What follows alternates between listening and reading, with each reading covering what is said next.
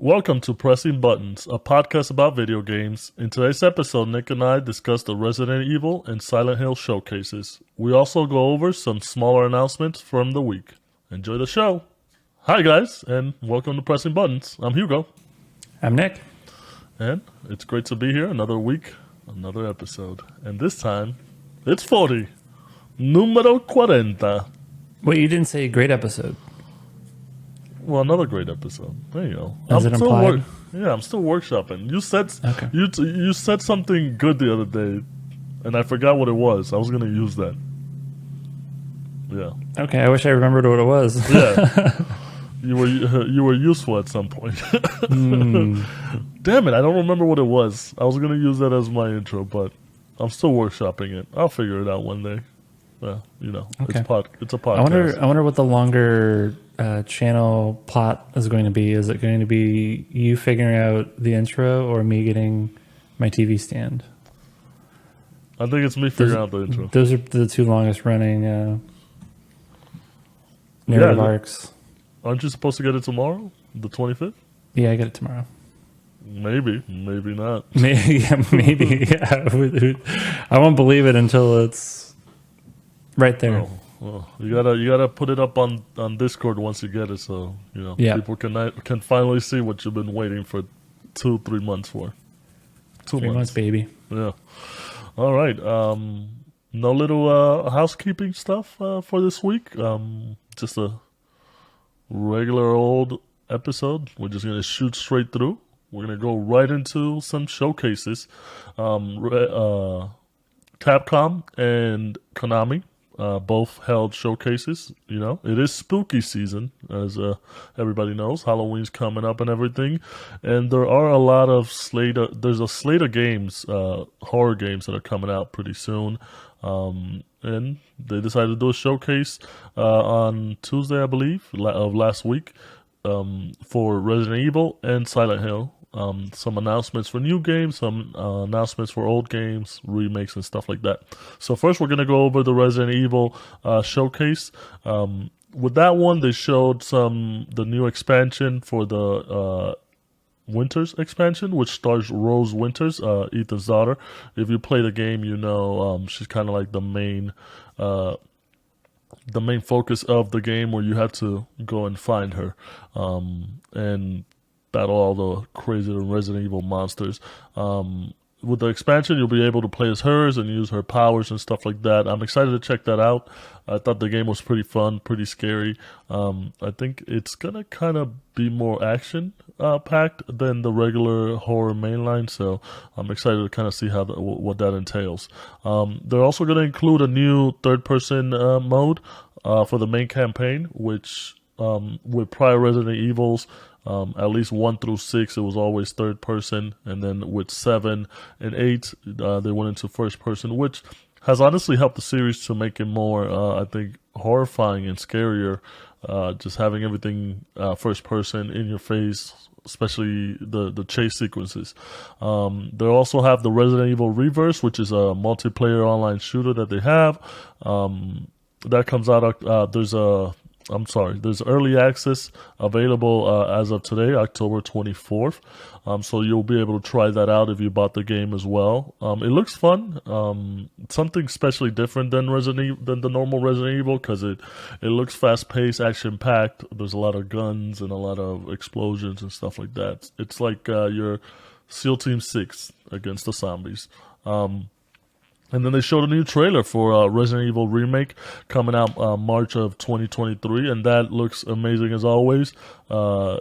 With the remakes that Capcom has been doing the last couple of years, with Resident Evil 2 Remake, Resident Evil 3 Remake, they always look great. I think this one is shaping up to look good as well. And from the looks of it and from what they were saying, it also seems like they're going to be doing different mechanics a little bit, or different paths that you could take. Just switch the game enough where it feels new, doesn't feel too old. What did you think of the showcase? I know you're not a big horror guy, but it looked good. Yeah, I'm interested in like the winners, or I guess like whatever they're doing with Resident Evil 8. I guess they're calling it like the gold gold Yeah, edition. the gold edition where you get Yeah. all the DLC and, Yeah, and yeah, those yeah. expansions. So I might. So I skipped Resident Evil 8 really for no. I just like never got around to it. I didn't make like a specific decision to not get it. So for me, this is awesome that I'm like I can just kind of play the game for the first time with like all of the stuff on it. So I thought that looked good. I'm gonna check that out. And then Resident Evil 4 looks amazing. I think people were comparing that with another remake announcement that we'll talk about later through Konami, but this one is the one that looks really, really good. Resident Evil 4. And I was trying to, how many times, so you've actually beaten that game, right? Resident Evil 4? Yeah, How many times have you bought the game? just twice. Originally twice? Okay. for the GameCube, and then when it got released on the PS3. PS3? Okay. Yeah, I was trying to think. I've bought it at least twice, and what's even more sad is I've never beaten the game. Wow, you never. So- I mean, I think it's the best. It's the best Resident Evil game for me. Yeah, At least. I've gotten, and I've tried multiple. Like I don't even know how many times. Probably like 4 or 5 times throughout the years. I mean, because this game's like 20 years old, or like how old? Is it? Like 15 years Yeah. old, or something. It's like something crazy, right? I guess whenever the GameCube GameCube times came was out, like yeah. 2008, 2000. Yeah, I don't know when I have it no came idea. out. Somebody will check it. Yeah, where's our producer?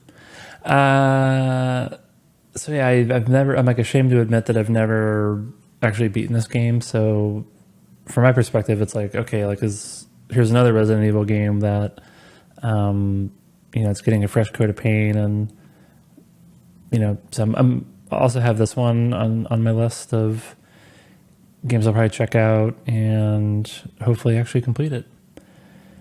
And I can't think of like why I never, like what was it about Resident Evil 4? Like because with Resident Evil 2 I was just like I can't dick around with this Mr. X mechanic, like I'm just Because you're scared. no thanks. Yeah, but with Resident Evil 4 I think it was one of those things I would always find I would just get distracted by something else and just kind of drop it off, but I liked what I played. I mean, I think with this one, especially since it was kind of like the start of them branching off from like zombies, especially going with the virus, going to like a different country or area where it's not Raccoon City anymore, and you got the virus and it's got like just infected people, and then with 8 you have just these infected family members. I think it kind of, I wouldn't say it turned off a lot of people, but it was different. But this obviously being like the start of it, I think it did really well. With 5, I think that one did well as well. But I don't think as many people liked it just because the story made kind of no sense or it was lacking. 6 as well. 6 was very panned. Nobody liked that one at all. And then that's why they did the reinvention of 7. I think once they saw PT, which we'll talk about later, since that did so well, everybody was kind of like hyped about that. I think they saw that it could work, the horror genre. For them at least could work in first person, and it did really well. I think 7. I always thought the other games in the series were more action packed. 7 of the Resident Evil games was the one that I felt like was actual horror, where like I was kind of spooked all the time, where I didn't know what was behind me, and it is because you're you're taking away all your senses because you can't see everything that's around you. You have to turn completely, so all that stuff. And 8 brought it as well. So I'm glad that they did the first person, and it was different enough where it kept being scary and it kept being the Resident Evil that you know and love, just a little bit different. I am kind of excited to see what they do with 8 or whatever. I mean, with 9 or whatever they do with the next installment. I'm pretty sure something's coming down the pipeline. Yeah, and then the other thing that we didn't really talk about was Reverse, which I don't like. What is it like? Free, if it's free to play, maybe I'll check it out. But like, Well, it's an I don't early know how you access if the you game. if you have the game, it's just it at least on my Steam. If you have the game, it just comes in as part of it's an extra download. So it's in early access right now, and I can play it if I want to, but I don't have anybody to play with. I'm gonna check it out. It seems to me where it's just like a multiplayer.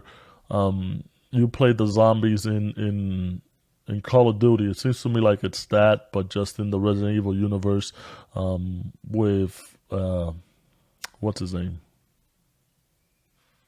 Damn it, I'm drawing a blank. That's a weird name. The guy in Resident Evil 8, the Chris Redfield. There you go. Chris, okay. Got it. It was in there. It was in the mind. Chris Redfield's like part of this unit or whatever, this like paramilitary unit. So it's like that unit in the Resident Evil universe. So they're going commando on all these freaks. And that's if you already have Resident Evil 8, you get access to that? Okay. It's part of the game. Got it. Oh, yeah, so I think I remember now. When that was supposed to come out originally, but then they like delayed it. Yeah, it was supposed to be its own separate thing, but I guess they bundled it together just because it was taking so long to get released. And it's easier this way because nobody's going to buy a standalone, just small multiplayer shooter just that's set in the Capcom, in the Resident Evil universe because it's there. So I think it's a good thing that they did bundle it with Resident Evil 8, and you'll be able to play it like that. Cool. Well, yeah. And then moving on from that, we had the Konami did the Silent Hill, another scary franchise. They had a lot of announcements. They had the Silent Hill 2 remake, which is going to be available for PS5 and PC. It's going to be exclusive to PS5 for at least a year. It's going to be helmed by Bloober Team, which is a developer that is very familiar with horror games. But the internet's kind of not happy about that just because they don't think they have the pedigree to be able to handle such a series as Silent Hill. Then you also have Silent Hill Townfall, which is a new game in development by No Code Studios. That one, we don't know the exact details because they just did a trailer. But it's not a mainline Silent Hill game. Then they're also going to do a Return to Silent Hill, which is a new movie by Christoph Gans, who is the original writer and director for the 2006 Silent Hill movie, which Nick and I haven't had the opportunity to watch. Which I'm going to go and watch it now because I kind of want to see if it's good or not. And now watching it. Yeah, you're definitely. I'll let you know. Well, you're a scared cat, anyways. But I'm going to watch it and I will let you guys know if it does deserve. Well, that's a closing thoughts. Yeah, it's going to be in one of these closing thoughts. I'm going to watch it and let you guys know if it does deserve a sequel. Then you also had Silent Hill Ascension, which is a live, real-time interactive series similar to Until Dawn, and it's multiplayer capable. That one should be interesting. And then you have Silent Hill F, which is a new mainline game in the series. Now, I'm excited for this just because I never really played any of the Silent Hill games. I did play PT, like I said earlier, when it was available and when Konami was going to work with Hideo Kojima and make a new Silent Hill game. And they had the PT test, and that was really scary. A lot of people loved it, and it's still downloaded in somebody's PS4 somewhere. So I'm excited for all these games that they announce. I'm excited for the remake because it kind of lets me go back into the Silent Hill universe, especially 2, from what I hear, is regarded as the best one in the series. And also has an iconic evil bad guy, Pyramid Head. So I'm excited to see all the Silent Hill stuff and get into more spooky shit. What about you? More spooky shit? Yeah, I wasn't a big Silent Hill fan. Like, I think I maybe tried playing Silent Hill 2 at some point, but I definitely didn't play a ton of it. Oddly enough, my main exposure to this franchise has been through the music. So it's pretty famous. Well, I think he actually directed the games, but he also did the music for the games. His name's Akira Yamaoka. So I think he's involved with Silent Hill 2, the remake project at least. So I think he's got some sort of role there. But Yeah, explain this to our listeners and our viewers because when you told me that you were excited for the music, I was like, you listen to creepy horror music on your spare time, like in a corner? yeah, I mean there's like actual songs. Like the songs are great, you know. So I think if you go back to like the trailers for the game, it usually was like, you know, it's like a kind of like a song. It's kind of got like a rock vibe to it. You know, so there's like actual music, and then, you know, I then thought you there's were a weirdo for a second, so good thing to know. Well, I mean, I do also listen to the score of like, you know, there's some tracks in the actual like while you're playing the game that are like, you know, kind of cool. It kind of has like a bit of a, you know, Nine Inch Nails, you know, kind of vibe to it, I guess. But no, I was mainly talking about like the actual, you know, songs. There's like a handful.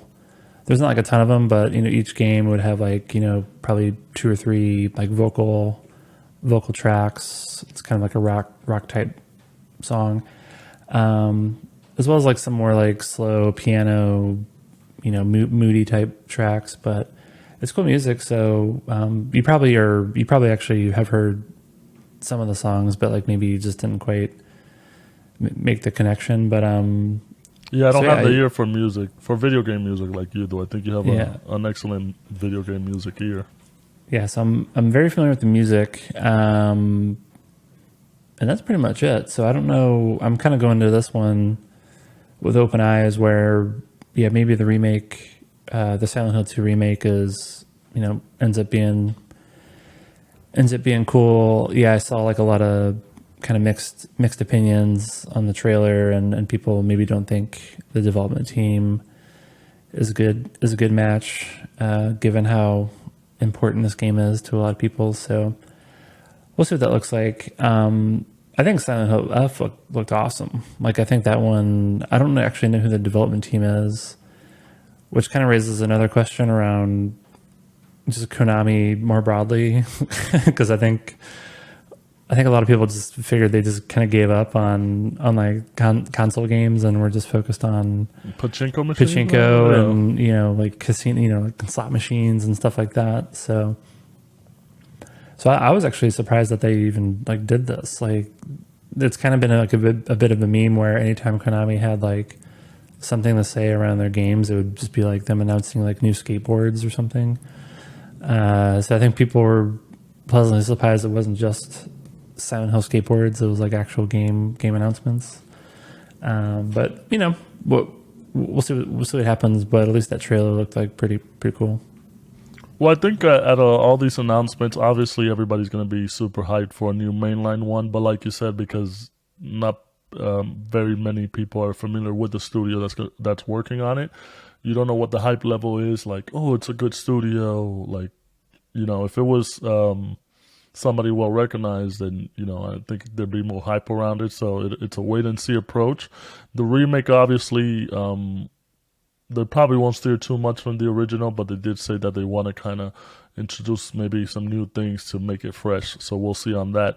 I think the most out of these announcements that I'm excited for is the actual Silent Hill Ascension. Because one, because it's gonna be multiplayer, and two, because it's gonna be like Until Dawn, where it's interactive, with different members of the party, and whatever decisions you make in the game are like permanent, so you can't really like save scum or anything like that. So I think that's gonna be pretty cool, and I like the Until Dawn series. I think as an interactive medium slasher type video game, I think it does a good job, and I know a lot of people like it, and it's like a good party game. I think if you have a lot of friends over and you're like, let's play this story out and make some decisions. So I think it's going to be pretty good.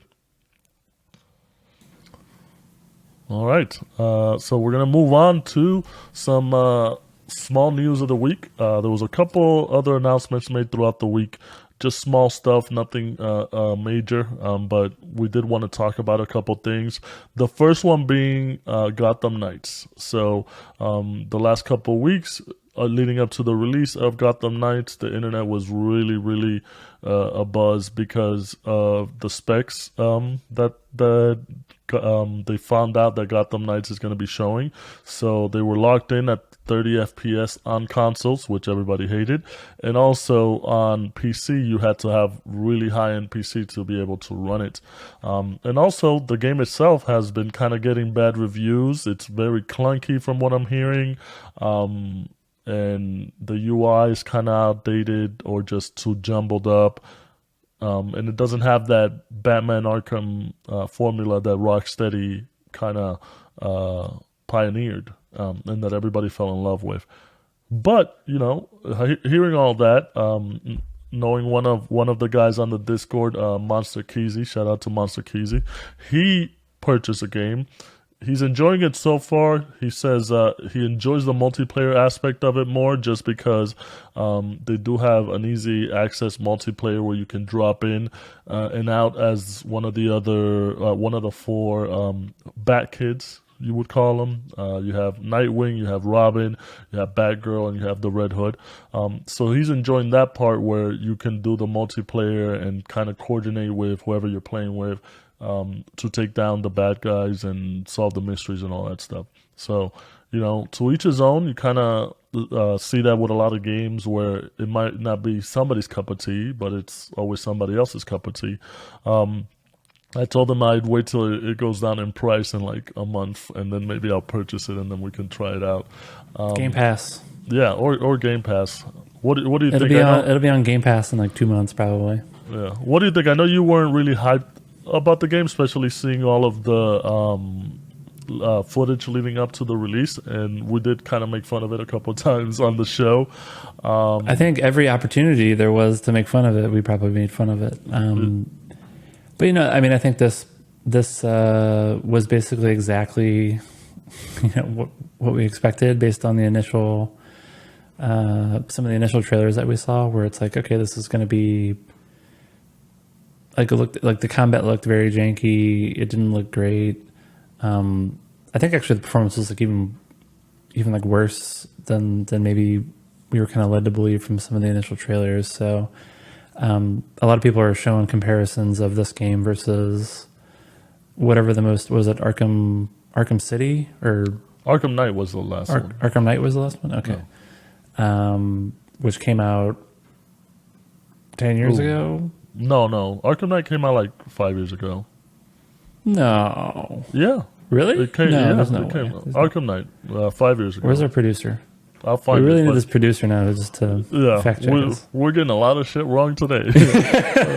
And we are not editing out any of it because that would take time. Yeah, find keep talking and I will find it right now. Okay. But yeah, this just kind of played out exactly as we thought. So yeah, I haven't learned anything new to suggest that I should try it unless it's on Game Pass and I can try it at no incremental cost. I think that is the like the multiplayer element. Like that's really the only like thing that might get me interested in it. Is that's like that's a new feature for that series. So if everyone has the game, you don't have anything else to play. Maybe it's like a fun thing to mess around in. That's kind of how I'm thinking about it. All right. Here's some research right on the dot. June 23rd, 2015. So 7 years ago. So we split the difference. Okay. You said 5. I mean, you said 10. I said 5. So we split the difference. Okay. I do think it's just weird. I know the Arkham series very successful. I played all 3 of them.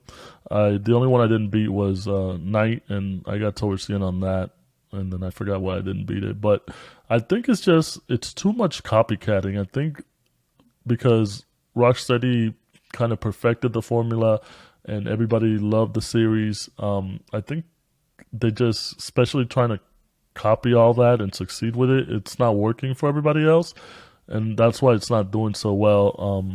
Especially because Rocksteady, like I said, perfected it, and they moved on to Suicide Squad. So it kind of sucks, but it's one of those where if I find it on the bargain bin, I will definitely jump on it. I'll buy it on CD Keys for like $5 or something. Yeah. Well, I think that's even the criticism where it's like I think people would have been fine if it was just a like an actual copycat.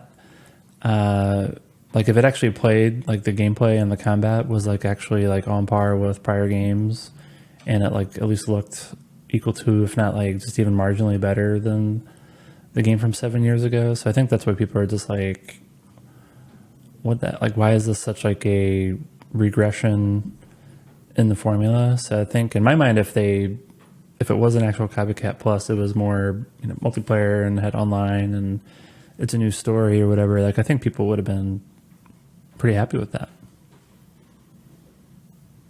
Yeah, man. It's disappointing to see, but hopefully they fix it up or whatever. Or this is gonna go the way of Marvel's The Avengers, and nobody's gonna pay attention to Yeah, it. yeah. In my mind, I'm very excited about Suicide Squad. So I think a lot of people are just like, I'll just continue waiting until we get like a proper new title from Rocksteady. Yeah, with everything getting pushed to 2023, it's gonna be a good year. Yeah. All right, and then the next thing we want to talk about was Bayonetta. I don't know if you guys are familiar, but recently the voice actor for Bayonetta sent out a tweet saying that she was only offered $4,000 to to do her voice lines for the whole game, which from what we know for voice acting, it's a very low paying. They get paid a low amount of money for their voice acting, even if the game sells massively. So it's kind of hard to be a voice actor. But there was some reporting from Bloomberg from Jason Schreier that Nintendo actually offered her $4,000 to $5,000 per voice session, and there was supposed to be 3 to 4 voice session. So in total, she would have gotten paid around $15,000. So there's been a bit of a dispute on the internet, a little bit more on her side, because obviously being a voice actor and voicing an iconic character, and the game goes on to sell so well, and you never really know how much they're getting paid or how much residuals they're getting paid off of that. And then there's people on the side of Nintendo that are like, well, she didn't tell the whole truth. So it is kind of weird to kind of dispute this, especially when you don't have all the details, because there was a lot of NDA signed. I do feel bad for the voice acting community, just because I know, like, with Red Dead Redemption and with GTA and with God of War and stuff like that, you don't know exactly how much they're getting paid. You don't know how well these games are going to do, if they're going to do really well, and they hold the test of time, and are they getting paid residuals on that and stuff like that. So I do feel bad for her. Definitely, it's better to have the whole story, which we'll probably never get because of Nintendo's very particular with the NDAs and also Platinum Games. What do you think about this? Do you think we should have more transparency with how voice actors are getting paid and what they're making off of later sales of games, even if they don't do well in the beginning? Yeah, I don't know if we need more transparency. Like, I think people's commercial terms, I think it's fine if that's private. I think the question's more like, should a voice actor be entitled to residuals? That's a really hard question. Like, I think it's kind of like where do you draw the line of, okay, but like, why just voice actors? Why not the actual like developers of the game, and who gets what? So I think it kind of opens a kind of Pandora's box of questions. I mean, just from my perspective, like if I were running a developer, like I would definitely be, having worked at like technology and startup companies, part of the compensation structure is generally some sort of like ownership interest. People get like equity and, stock options and stuff like that. So there's a, some ability to participate in the upside of the company. I would like to think there's a version of that. I don't think it needs to be like stock equity programs, because I just don't think that's the right incentive for like a game developer. But if the studio or the title ends up generating like a ton of profit, I would like to think there's a mechanism where everyone involved with the game is able to participate in the profits in some way. So it'd be like some sort of like profit sharing or, residuals thing. So that's my very like idealistic, so like that's what I think it should be, but like it's currently not. It's currently not that. And then how does the broader industry, move into that direction? I think that's like a really hard problem to solve. So yeah, like I get the frustration from the voice actor community. So that's like just one big challenge, right? Is how do voice actors get appropriately paid where they feel like they're not getting fairly compensated, and developers think everything's fine. And then the other issue was just like the fact that someone was seemingly like misrepresenting the situation in like social media.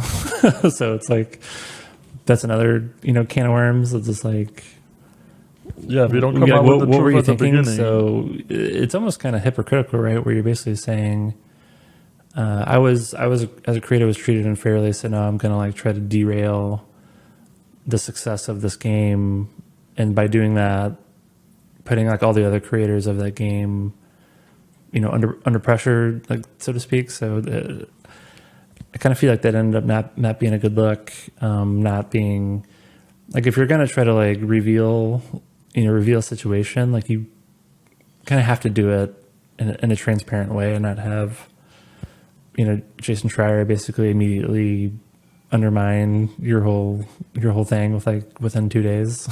So, yeah, especially because she directly said, "Don't buy the game." well, I listened. I watched the videos. I was like, oh my god! Like when she was basically like, "Do not like boycott this game." I was just like, okay, like I feel like that's taken it like too far. Like I think you could have still had, you could have driven a bigger conversation around this without telling people to like explicitly not buy the game. Yeah. And also it's like, it's just so silly. It's like whether it's $4,000 or just over $15,000, to me it's like, who cares? Like you can still say over $15,000. Yeah, she would have said over 15. I would be like, that's kind of low. I would have been like, yeah, that's everyone would super still be low. like, oh my god, that's so ridiculously low for like this iconic voice of this, friend. So it's like there's like a lot of weirdness going on with this one. So yeah, I don't know. It's a really shitty situation from a couple of different perspectives, and then I think we've been talking about Bayonetta, and I was already kind of like wait and see on this one, even though I loved the first two games. I think it's actually been getting pretty positive, like initial previews. So, but I think not to like validate the call to boycott the game, but like I think this whole situation, I'm just kind of like, yeah, I'm just gonna wait and see what happens, and if the game's good, great. If not, it's not like a big deal to me. Well, the other side of it too is like it's a cult series, so it's not like it sells millions. It's not a Call of Duty or a Red Dead or anything like that. And the fact that they replaced her with Jennifer Hale, who is well known throughout the video game community, because she does do a lot of voice acting for a lot of characters. It's kind of funny because then you kind of want to start thinking like, okay, so how much did they have to pay Jennifer Hale? And unfortunately, she can't divulge that because she did sign an NDA. At the beginning of this controversy, she was supporting Helena. She was liking the tweet saying that voice actors should be paying more, and it's kind of weird, especially like going back on like the Mario movie. They got Chris Pratt to voice Mario for the Mario movie. How much are they paying Chris Pratt when they could when they probably wouldn't pay that to the guy who does Mario's voices, even though he doesn't talk that much, anyways.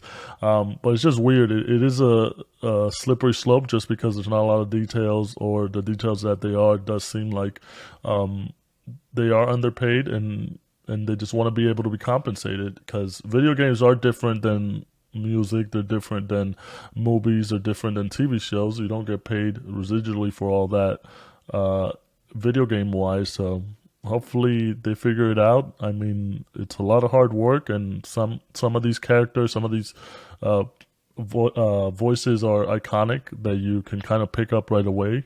So we just hope that they get their fair share. All right, and then moving on from that, we want to talk about the DualSense Edge controller, because I need another one. I have 4, I need a 5th. So Sony announced the DualSense Edge a couple months back, but they officially gave out all the specs and the pricing. It's going to be priced at $200, which is about $20 more than what the Elite controller is currently priced at. There was a lot of hoopla on the internet from what I saw. It seems to be like a lot of people are a little bit complaining because it does cost a bit more than the Elite controller. I honestly think it's justifiable, just because looking at the pricing, the Elite controller, especially if you order it now, there's extra stuff that if you want, you have to pay the extra money. So in terms of pricing, I think it ends up costing more for the Elite controller than the DualSense. Obviously, if you don't want the extra buttons or paddles or whatever, you don't have to pay for that and just keep it at $180. Or you could just, I know they have the new one where you can customize the colors and all that stuff. If you just want a plain controller, it'll stay at $180. But if you want to have those extra add-ons, it's going to go over $200. I mean, for me, I love the DualSense controller. I think it's great. Like I said before, I have 4 of them. I think I might purchase the Sense Edge, the DualSense Edge, just because it seems very attractive to me. I might wait it out and see if they do different color variations. That's the only thing that's putting me off. Obviously, it's a big expenditure. It's about half of what a regular PlayStation 5 costs, the digital edition. So, but I'm a controller guy, and honestly, with the Elite, with the bumper problems that it had, very disappointing. And I've had no issues with the DualSense that I have now. I haven't got any stick drift. I know that's a big thing. But I'm excited for it. I'm excited to try it out. I probably won't get it right away just because I want to see, as Sony does, they probably will have more options, more color options. So I'll wait and see on that. What about you? I know you're not like a big controller guy. What do you mean? I'm a big controller guy. I just don't buy keyboard snob guy. I just don't buy 4 of the same controller. I didn't buy 4 of the same controller. I told you, the one comes with the PlayStation. Then the second one I got it so I could play with my girlfriend. Then I was like, oh, there's a red one. There you go. There's a red one. I got this controller here. I got this controller here. Yeah, there's a red one that looks cool. Oh, and there's also a black one that looks cool. So now we're just showing off all the controllers. If you're watching this on video, red, black, white. I'm only one person, man. I need to clone myself. If I could clone myself, I can play with all these controllers. I love controllers, arcade sticks, mouse and keyboard, whatever it is. So any input device, I'm a fan of. Yeah, I think I'll probably wait and see on this one. Like $200 is pretty steep. Maybe it ends up like obviously being worth that much money, and I'll just have to wait for like impressions. But yeah, I'll probably, I'm not going to be in a big rush to pick this up. And the OCD in me can't allow there to be a white controller to match what I now have is a galactic purple PlayStation 5. So at a minimum, I have to wait. Like, I'm not buying 2 Pro controllers, right? So like I would need to wait for the purple DualSense Edge controller. So I think just for the colorway, I need to wait, and then during that time, you definitely know that's coming down the line. Yeah. Yeah, but like the more I looked at it, like when it was first announced, Yeah, just I think it's the like when it was first announced, I was like, oh, like even if it's just basically like for me, like it's the DualSense, but I can swap out the sticks with something that I like better for my thumbs. And the back Like, pedals. but well, there's more stuff than that. But I'm just saying, like for me personally, like if it was literally just DualSense, but with thumbsticks that I like better, like I would buy that. But would I buy it for $200? Like I think that's probably a bit much. And so I just got to see how all the other features shake out. Yeah, I don't. I just never could like get into like to the back paddles. Like I had actually just replaced or like I removed them from my Elite controller. Like I just never use them. So it's not a big draw for me.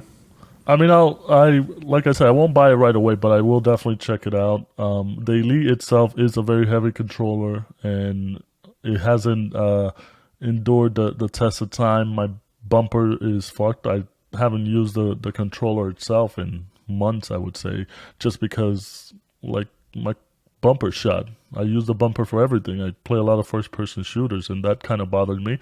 Whereas none of these PlayStation DualSense controllers have given me any issue.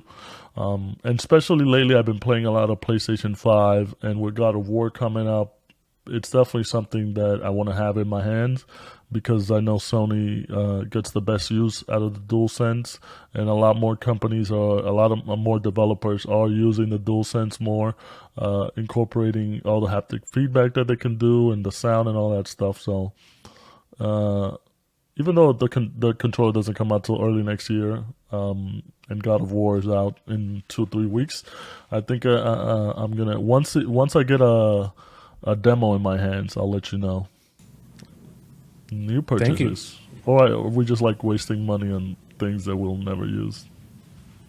Yeah, we definitely do that. Yeah. Where's that crank thing? I don't want to talk about it. You're talking about the play date. Yeah. Don't get me started. And I have another new. Maybe we could talk about this. I'll just talk about it now. But maybe I've mentioned this in the prior episode. But there's another device called the Analog Pocket. I've seen that one. Yeah. So I pre-ordered that in December of 2021, and they're just now like starting to ship these things. So I should be getting that in a few weeks. I'm way more of the group optimistic. chats I'm in, somebody got one, so they sent a picture, and it looks cool. It's a Game Boy, man. I love my Game Boys.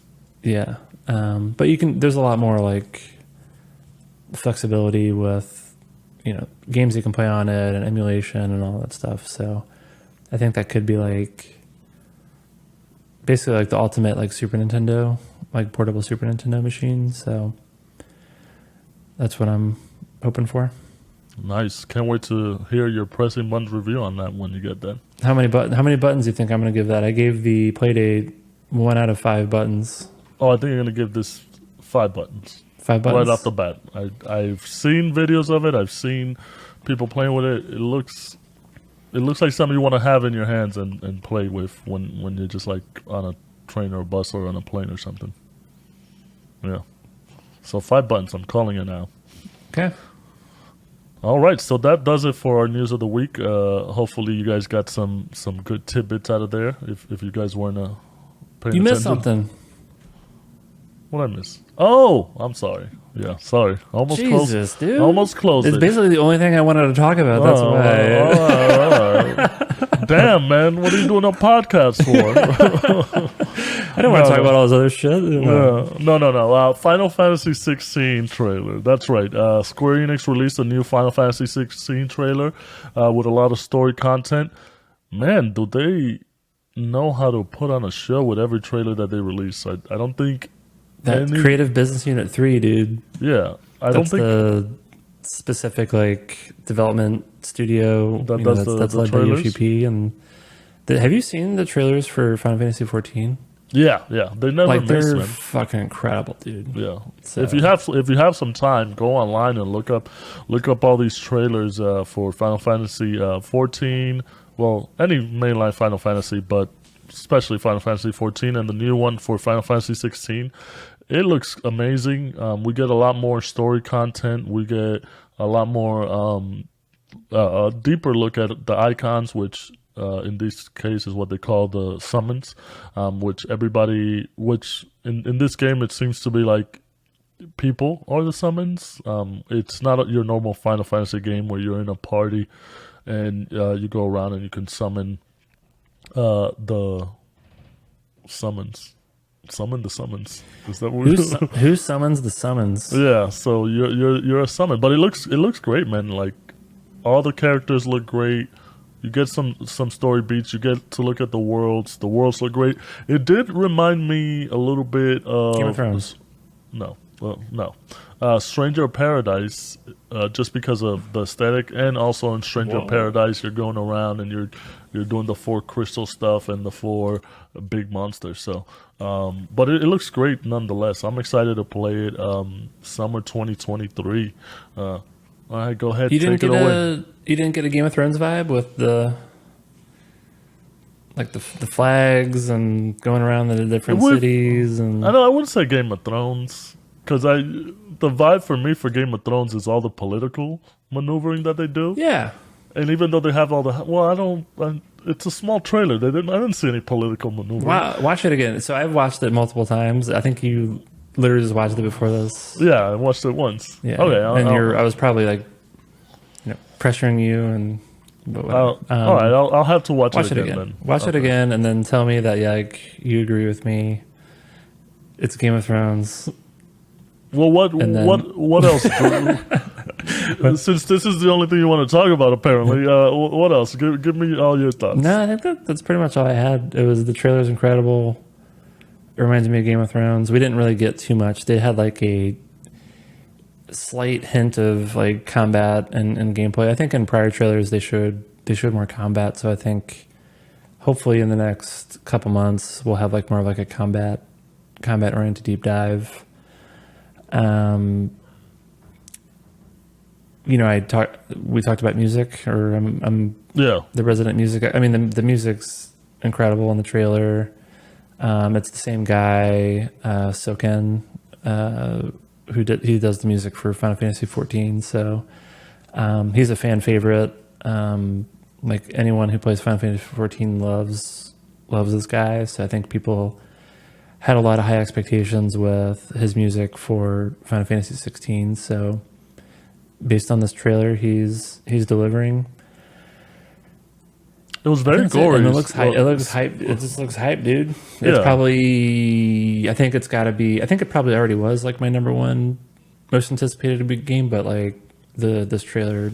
Well, I don't know. I don't know, man. 2023 is going to be a stacked year. Zelda. What else is there? Zelda, Suicide Squad, Final Fantasy. What's the remake? What's part 2 called? Rebirth. Wait, that's next year? Yeah. At winter next year. We'll see about that. Do you not remember what we talked about in this podcast? I know we talked about it. I think I just don't believe it. No, I believe it just because they're on track. They're releasing the Crisis Core remake at the end of this year, so like 2 months, and they got 16 in the summer, and then Rebirth winter. So it's a full year of good Final Fantasy games. It was very gory, the trailer, which I haven't seen in many Final Fantasy trailers. Surprise! Somebody gets their head chopped off.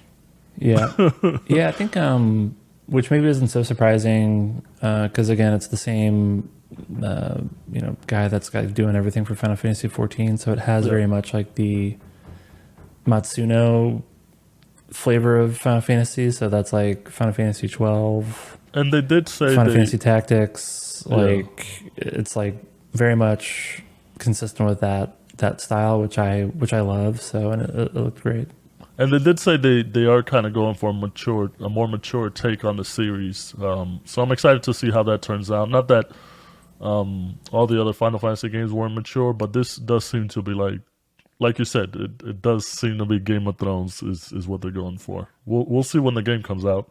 I think it is one of our most anticipated for 2023. Yeah, and I think I'll be I think with God of War and those two Final Fantasy games, I'll be getting a lot of PlayStation 5 time, Yeah, man. I'm already in it. which I really haven't played at all. Well, it's because you don't have a TV stand. You know how that works. Don't get me started, dude. Well, all right. So that does it for the news officially. So we're gonna move on to some closing thoughts. I'm gonna start it off. For this week, I've been playing some more Horizon Forbidden West. I got back into it, loving the game. I'm enjoying it more now. I think I was right to give it a little break. I was being overwhelmed, especially after playing so many other games where I was collecting a lot of stuff. But I know you're not a big fan of the game. I know you like that it looks really good, but you don't like get drawn in by the robotic animals. Yeah, it's one of those and all games that stuff. I like. I respect the game. It's just I just can't. I can't get into it for whatever reason. So Yeah. It does. There is a lot of stuff to do, which I like doing. I like doing the tasks, but I think it's kind of the same thing with the Naughty Dog games. Like it's like, oh yeah, like Last of Us. Like that's You it's respect it, amazing. Uncharted, it's amazing. I just you buy I buy them. buy I buy them all. Yeah, I did. Yeah, I think To support, I but fucking don't bought play all 'em. those games. I bought the first Horizon. I did not buy Horizon Forbidden West. Forbidden West because I think I might have finally learned my lesson to like stop buying these like prestige single player won't play. games with like a specific gameplay formula that I just like don't like that much. So Yeah. Well, I think Yeah. I'm hitting my end of like I love collecting shit in video games, but there might be a thing is too much collecting. And I love doing the side quests. When a game has me kind of skipping the dialogue, I think it's too much. And then in the beginning, I was paying attention to the side quests and all that stuff, but now I'm like, let me just do this side quest so I could get some XP and shut up. So I do feel bad. I feel like I'm doing a disservice to the game. So how would you rate this versus Days Gone? I like Which this. I think is also another big. There's like lots of Yeah. collecting and that type of stuff, right? Like which one's worse? No, no. Just like if you were to like try to get me to like pick up one of these games or pick up someone in our audience, if you were to.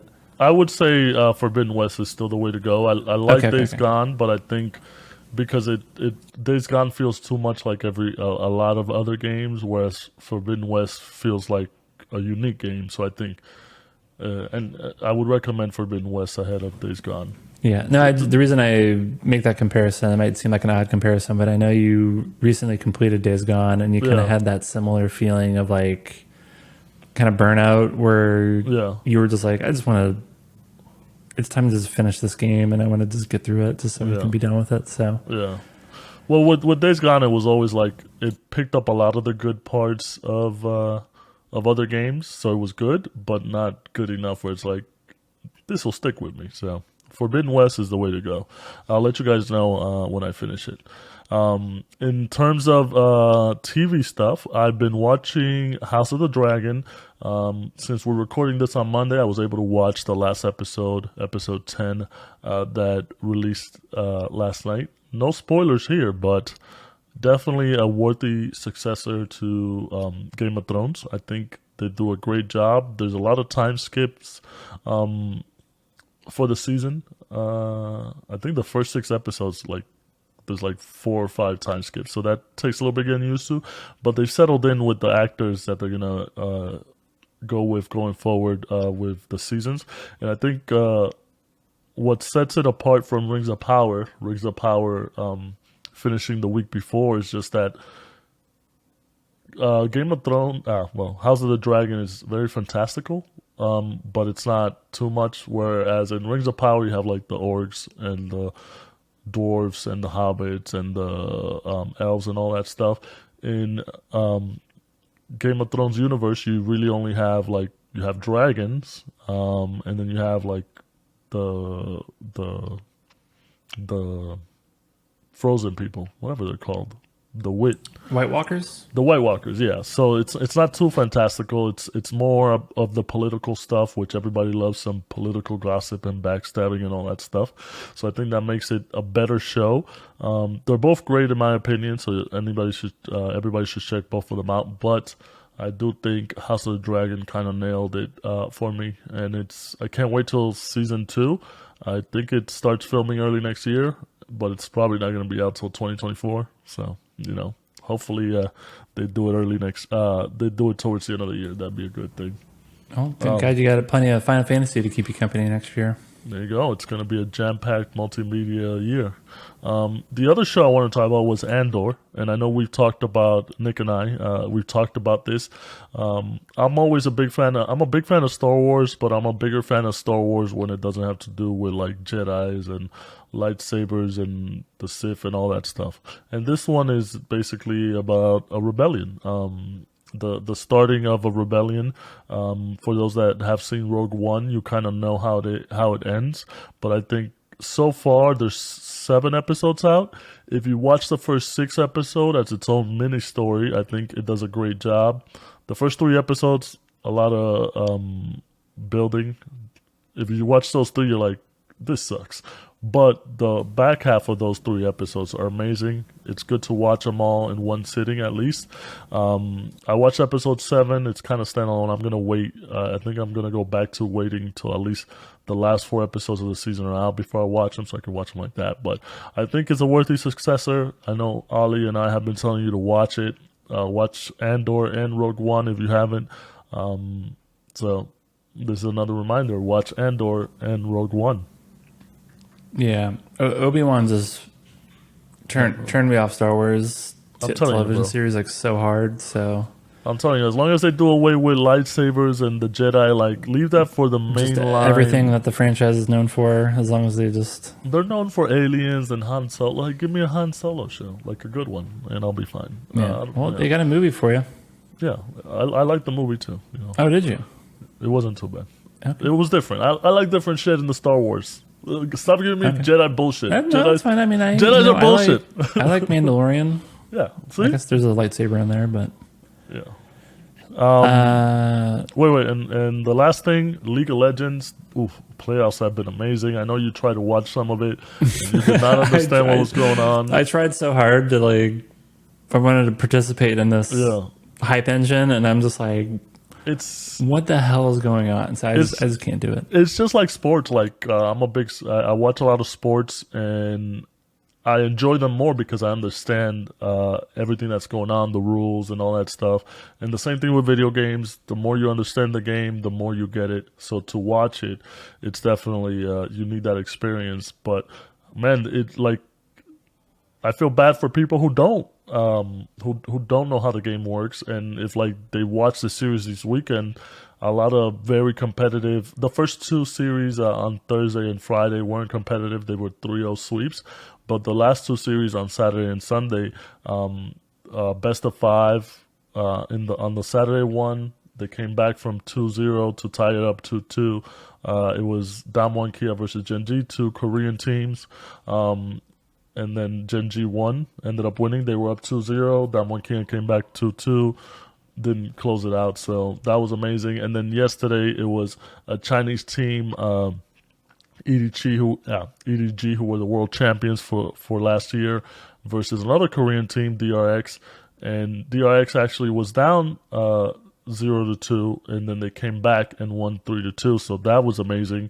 And then the history of the players, the one of the guys on DRX used to play for EDG, and he had players he played. So it's just a lot of good storylines. A lot of people are saying this has been the best worlds that they've done. Well, the best world just for the meta and the players and the storylines. It's amazing. So that I know everything that's going on. I'm hyped, and hopefully some people watch it and see what's going on. The semifinals are in Atlanta next weekend. 4 teams left, and then the finals are the weekend after that in San Francisco. So, man, I'm gonna miss some league viewing. Then I gotta wait till next year when the season starts again. All right, enough Cool. of me. Give me some of your stuff. Believe it or not, I have a TV show update. Oh, you watched something. Against all odds, yeah. So I think we mentioned earlier, like my TV unit arrives tomorrow, fingers crossed, and then what I've been so like those are like the shows that I want to watch by myself, like not with my wife. Of which the first one's going to be Edge Runners, which she absolutely will not want to watch, and then a few other series. But we do have like another setup where if like we both want to watch a show together, like we can do that, and then Welcome to Wrexham came out pretty recently, I think, in the last few weeks, something like that. Yeah, it's the season finale, right? Yeah, I don't know. Maybe I've seen the whole thing, so I think maybe I was like pretty late into it, but I knew it was like getting a lot of positive press, and I like both Ryan Reynolds and Rob McElhenney, so I knew I was going to watch it at some point, and I was like, oh, like maybe there's a chance that my wife would be interested in this, even though she's not a big soccer person. I am a big soccer person, so I was definitely going to watch it. But I thought she might be interested in it because, again, it's like it's Ryan Reynolds and Rob McElhenney. She likes both of them. She's a huge Mythic Quest fan. Oddly enough, again, she's also like not a gamer. Yeah, that's a weird one. Yeah, but she's like obsessed with that show, and Rob is in that show. So I was like, oh yeah, let me just take a chance on this one. Maybe she'll be interested in it. And yeah, she ended up loving it. So I think we've basically just like marathon the whole thing in like 3 days. I think it's only, what is it, like 18 episodes? It's 18 episodes, but they're like 18 quick. episodes. Yeah, they're like 25 minutes. They're damn. I didn't know. I didn't know there were that many. Yeah, but they're quick. They go quick. So we were able to watch like however many per day. So yeah, that's great. Like, have you followed anything that's going on? Like, basically, it's this. Well, I know the origins. I don't know if I want to explain the whole thing, but yeah, like it's cool. Like, so I was definitely going to be into it. Even someone who's like not into soccer, can like definitely. It's very entertaining. It's a great story. I think they do a good job of,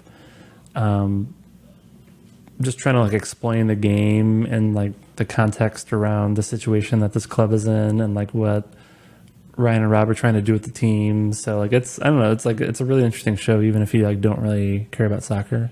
Well, I don't want to compare, but it sounds like it's very Ted Lasso, where Ted Lasso is a show about soccer, but I think they play in total in 2 seasons. I think I've only seen like 5 minutes of soccer in the whole show. Yeah, it's about everybody else and the situation that's going on. So it seems something like that. I'm gonna check it out. Everybody's been saying good stuff. You've been saying good stuff, so I'll probably check it out. It's a cool. So I won't like spoil anything, but like it's definitely a fun show, and I'm looking forward to to the next seasons. And I guess now there's like Wrexham fans like around the world that went from having like a fan base of however many thousands of people lived in Wrexham, Wales, to now like millions of people who are like interested in this club. So it's a pretty I think it's like a complete genius like marketing, and they kind of get into like that, like some of their like the marketing things that they do. I think it's cool. I think you're gonna see a lot more celebrities buying these smaller clubs now. Yeah, I don't know, maybe. I think there's something unique around these two. Well, I think they probably, not that they did it as a joke, but like, oh, we should buy a team, and they bought it, and it's like, oh, this is funny. Let's now do a TV show about it. I think it's very genuine, and they like to mess around. They're funny guys. So yeah. So probably my first TV show update in months, but that was a good one. And then. Actually didn't play because of that. I didn't really get a chance to play too many games. I think the only curveball was kind of randomly we decided to play Warzone for game night. So yeah, that was very funny. That was very funny interaction. You guys playing Warzone. Funny. Yeah, well, you were playing Horizon while we were playing Warzone. It's just very funny because you guys don't play no type of Call of Duty games. Like, yeah, you play Fortnite and I think you guys played Halo once, but you mostly stick to like Rocket League, and then you guys were like, let's play Warzone, and I thought it was a joke. It was no laughing matter. Yeah, but Modern Warfare 2 is coming. Yeah, I don't know. So I think there's just like a lot of interest in what's going on with Call of Duty, and I just wanted to give that another whirl. We had fun. I mean, we got our ass kicked pretty substantially, but it was a good time. Yeah, you guys were playing Plunder, right? So it wasn't too bad.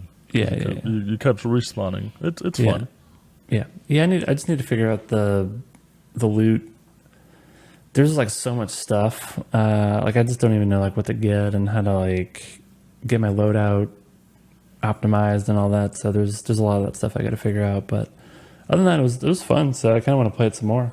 You just gotta Google best loadouts for Plunder. I know. I was gonna watch some YouTube videos. Right? Like, here I go killing again.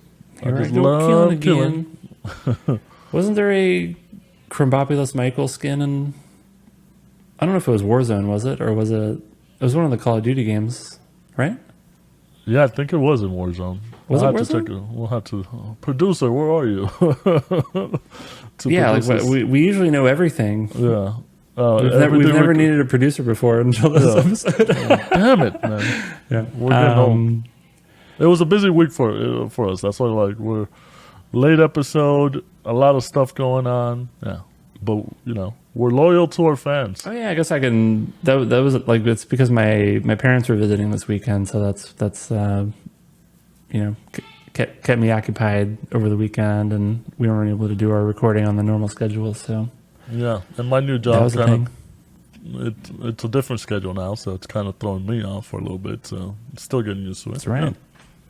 Against all odds, we have lives. We will people. publish. Yeah, but going off that, we do have a special Halloween episode coming up next weekend, or this weekend coming up. So, for all you guys, for all you Pressing Buttons fans, make sure you tune in. We have a special surprise for you guys. I'm excited for it. Nick is excited for it. He doesn't get excited for a lot of things, but I think he's excited for it too. I mean, the costume fits so good. Oh, I went from like not being excited to being like, yeah. this is good. All right, so you guys definitely want to tune in for the Halloween episode and see who we're going to be dressed up as. Yeah. But that does it for episode 40. Look at that. We are 40. This is 40. Episode 40 of Pressing Episode 40 of Pressing Buttons. I'm Hugo. Bye. I'm Nick. Later.